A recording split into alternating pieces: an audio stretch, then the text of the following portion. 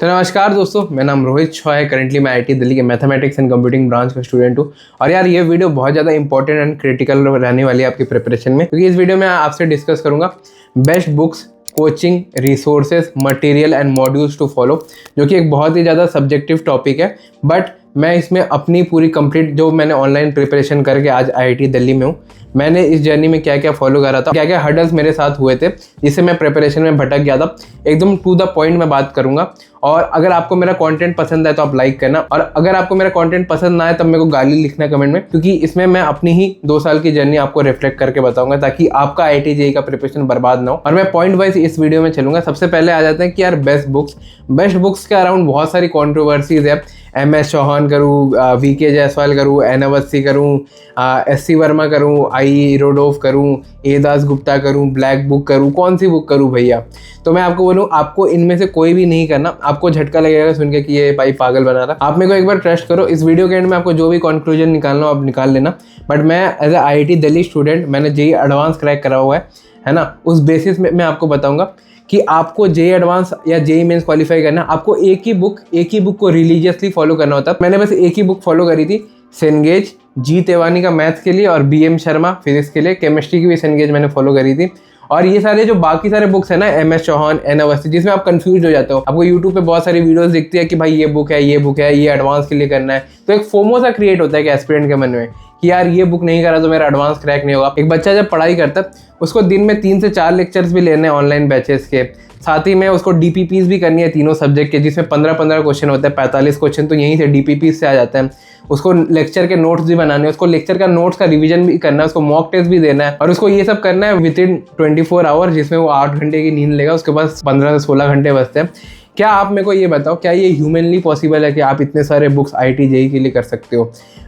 मैं वापस आपको बताता हूँ, क्या 3 से 4 लेक्चर एक बच्चे को करना होता है, साथ में यार उसको 3 सब्जेक्ट के रिवीजन करने होते हैं, 3 सब्जेक्ट के लेक्चर नोट्स बनाता है वो, 3 सब्जेक्ट के DPPs उसको करना है, जिसमें 45 क्वेश्चन तो बेयर मिनिमम होते हैं। और साथ ही में उसको मैं इतने सारे बुक्स दे दूँ जो वो कलेक्शन लेके बैठता है यूट्यूब से ज्ञान लेके।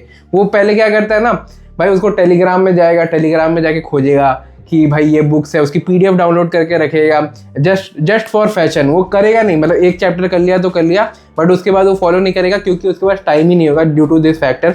मैं अपनी प्रिपरेशन कंप्लीटली ऑनलाइन बैच से कराऊँ। सेनगेज इतनी मोटी बुक होती है, उसमें 5-6 सीरीज होती है और हर एक बुक का अलग अलग होता है। जैसे ट्रिग्नोमेट्री हो गया, कोऑर्डिनेट का अलग है, सारा सेनगेज में सीरीज में ही आता है। वो बुक ही भाई इतनी मोटी है कि भाई करने में आपको 2 साल लग जाएगा। और अब आ जाते हैं नेक्स्ट पार्ट पे कि यार बेस्ट कोचिंग जो आपको फॉलो करनी है, क्योंकि यार कोचिंग के अराउंड ना बहुत सारी कॉन्ट्रोवर्सीज चल रही है।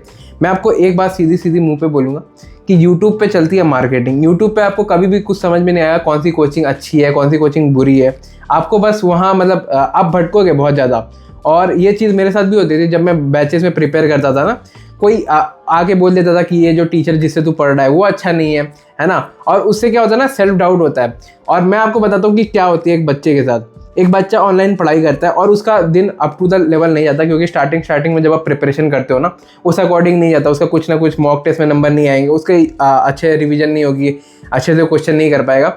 और वो सीख करता है वैलिडेशन। वो वैलिडेशन सीख करता है फ्रॉम क्रिएटर, फ्रॉम यूट्यूबर, कि भाई जो टीचर से वो पढ़ रहा है वो सही है कि नहीं।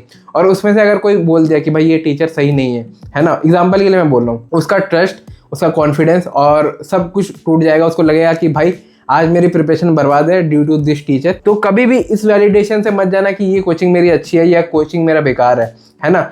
हर कोचिंग में टीचर अच्छे हैं, हर एक एक्सपीरियंस फैकल्टी है, कोई भी कोचिंग कभी भी खराब नहीं होती। और आपने ये भी सुना होगा कि भाई इस टीचर में ऑल इंडिया रैंक 1 को पढ़ाया है ना, इस टीचर ने ऑल इंडिया रैंक 2 को पढ़ाया है, इस टीचर ने ऑल इंडिया रैंक 3 को पढ़ाया है, ये देखो कितना महान टीचर है। और इस चीज़ से आपको बस एक चीज़ लर्निंग लेनी है कि भाई rank is important, coaching is not. कोई भी कोचिंग है, आपके रैंक कोई पूछता है। आज मैं अलग सर से मिल पाया, बहुत सारे PW की फैकल्टी से मिल पाया। तो ये चीज़ आपके दिमाग में फिट इन करनी है कि भाई ये सब जो आप देखते हो ना, ये सब प्रोपेगेंडा है, मार्केटिंग है। सिंपल सी मैं आपको फैक्चुअली बता रहा हूँ, हर एक कोचिंग करती है, कोई भी एक्सेप्शन नहीं है इसमें।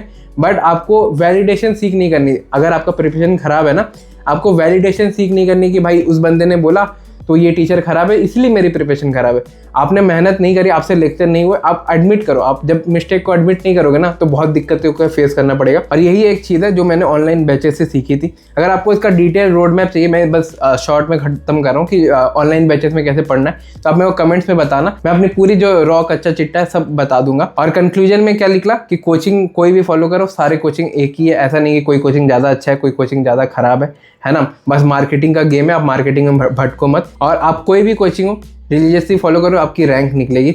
अगर आपकी रैंक नहीं निकलती है तो जो कोचिंग आप देख रहे हो ना वो भी आपको पता नहीं देगा। और अब आ जाते हैं यार एक पॉइंट पे कि बेस्ट रिसोर्सेज क्या फॉलो करने हैं। तो देखो, जब आप ऑनलाइन में पढ़ाई कर रहे हो, और जिसके लिए मेरा IIT दिल्ली में सिलेक्शन हुआ, एक सीक्वेंस से मैं पढ़ाई करता था। जैसे मैं लेक्चर लिया, पहला स्टेप ये है, लेक्चर लेने के बाद आपको DPP करनी है, DPP के बाद आपको प्रैक्टिस शीट करनी है, प्रैक्टिस शीट के बाद आपको सेनगेज करना है, सेनगेज के बाद आपको PYQs करना है, फिर लास्ट में आता है मॉड्यूल्स वाला पार्ट।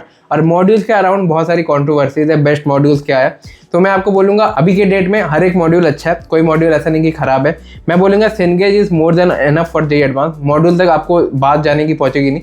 अब मॉड्यूल आप देख रहे हो, सबसे लास्ट पार्ट है इस कंपोनेंट का जो मैंने फॉलो करा था। और मॉड्यूल से मैं जनरली लेवल 3 के क्वेश्चन या रैंकर वाला सेगमेंट होता है ना हर एक मॉड्यूल में, बस वही प्रैक्टिस करता था। उससे ज़्यादा मैंने कभी प्रैक्टिस नहीं करा, वो भी JEE एडवांस के पहले, है ना। तो मॉड्यूल, हर एक मॉड्यूल अच्छी है। ऐसा नहीं कि यार कोई मॉड्यूल आपको AR इन्फिनिटी बना देगा, कोई मॉड्यूल आपको AR 2 लाख वाला बना देगा, ऐसी कोई बात नहीं है। This all depends on your hard work. आप कितना अच्छा क्वेश्चन सॉल्विंग करते हो, कितना अच्छा आपकी क्वेश्चन की एपेटाइट है। और वो होता है कि भाई लेक्चर को प्रॉपरली लिसन करने से हर एक जो भी देख रहा है स्टूडेंट, ये मैं आपको सारी चीज़ें फैक्चुअली बता रहा हूँ। और यार एक लास्ट सेगमेंट कि how to cover the 11th part. तो अगर आप 11th में पढ़ाई करते हो, कुछ ऐसे चैप्टर है जो बहुत ज़्यादा हार्ड होंगे, वो मैं आपको लिस्ट डाउन करके अपने मुंह से बता देता हूँ। फिजिक्स में मैकेनिक्स हार्ड होगी, मैथमेटिक्स में ट्रिग्नोमेट्रिक इक्वेशन और कोऑर्डिनेट वाला पार्ट हार्ड होगा 11th में, और केमिस्ट्री में फिजिकल केमिस्ट्री वाला पार्ट हार्ड होगा। और बच्चे अक्सर ये करते हैं, they don't focus on the hard part. और कुछ ऐसे चैप्टर है जो बहुत ज़्यादा ईजी भी होते हैं, मैं आपको बताता हूँ। जैसे अगर आप केमिस्ट्री में पढ़ रहे हो, आपको IOC, OC, periodic table, chemical bonding, ये सारे पार्ट बहुत इजी लगेंगे। आपको फिजिक्स में काइनेमेटिक्स, आपको ये सारे चैप्टर बहुत ज़्यादा इजी लगेंगे। अगर आप मैथ्स करो तो आपको अलजेब्रा इजी लगेगी। तो बच्चे क्या करते हैं ना, they devote too much time on the easy part, और हार्ड वाले पार्ट में वो टाइम ही नहीं देते।